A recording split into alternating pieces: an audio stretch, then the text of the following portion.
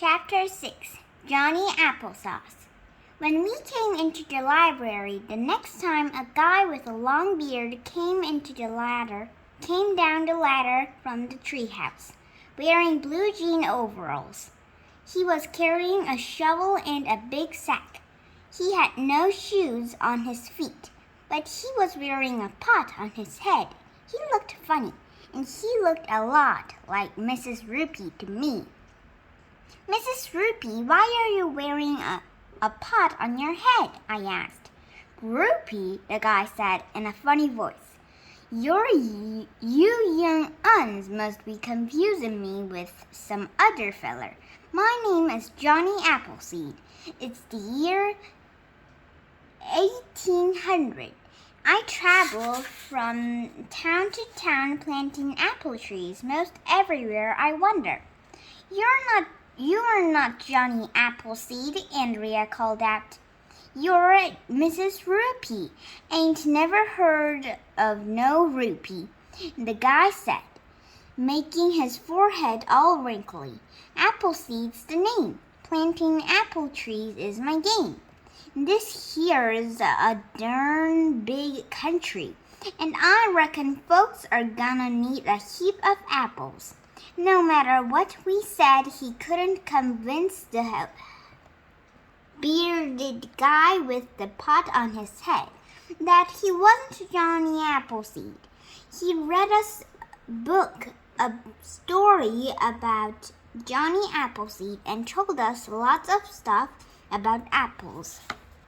Did you know that folks have been eating apples for thousands of years? Johnny Appleseed told us. They should chew faster, I said, and everybody laughed. Then Johnny Appleseed took us outside and helped us plant in a real apple tree near the playground. Before we went back into school, we had apples for snack. I can't understand why he planted all those apple trees. I can't understand why he was dressed funny. What I don't understand is why he wore a pot on his head. That Johnny Appleseed guy was weird. When we got back to class, I told Miss Daisy all about what happened during library period. Do you still think books are boring, AJ? She asked me. Yes, I said. Chapter 7 One Small Step for Man.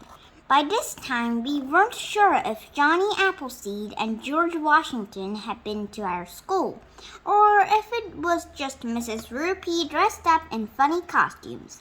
But we were sure of one thing. Mrs. Rupee is loopy. We have to have proof, Michael said. My father is a policeman, and he said that if you want to be sure of something, you have to have proof. He always says the proof is in the pudding. What does pudding have to do with it? I asked. Beats me, said Michael. Your dad is weird, I said. How are we going to prove that Miss Rupee is dressing up in funny costumes? Michael asked. We'll get her fingerprints, Michael said, all excited. That's what my dad does. Everybody in the whole world has different fingerprints. If we get Johnny Appleseed's fingerprints and then we get Mrs. Rupee's fingerprints, I can have my dad test them. If they are the same fingerprints, then that will be proof that Mrs. Rupee was just pretending to be Johnny Appleseed. Me and Ryan agreed that Michael was a genius. The next time we had a library, we brought a juice box with us so we could get Mrs. Rupee's fingerprints. But when we came into the library, all the lights were out and the shades were down. It was really dark. At first, we thought the library was closed. Then we heard a noise. It came from the top of the treehouse. We all looked up. Somebody was coming down the ladder. Whoever it was had a spacesuit and was moving in a slow motion. Some music began playing over the loudspeaker. The eagle has landed, the astronaut said. Finally, the astronaut reached the bottom rung of the ladder. It was hard to see a face through the space helmet. It's got to be Mrs. Rupee, Andrea said. I'm not Mrs. Rupee, the astronaut said. My name is Neil Armstrong. It is 1969. I'm about to become the first human being to set foot on the moon. Slowly, Neil Armstrong put one foot on the floor of the library. That's one small step for man, one giant leap for mankind, he said. We tried to convince Neil Armstrong that he was really Mrs. Rupee dressed in a spacesuit.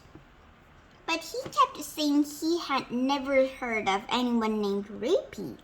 Neil Armstrong spent the rest of the period showing us books about the moon and the sun and the stars and outer space.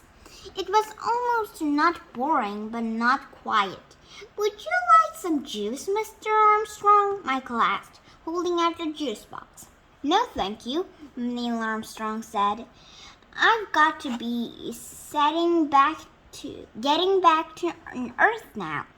And I believe you have to go back to Miss Daisy's class. Then he climbed up the ladder and into the treehouse. Michael was disappointed that he didn't get Neil Armstrong's fingerprints. When we got back to class, I told Mrs. Daisy all about Neil Armstrong stepping on the surface of the moon for the first time. Wow, that sounds exciting, Mrs. Daisy said. Do you still think books are boring, AJ? Yes, I said.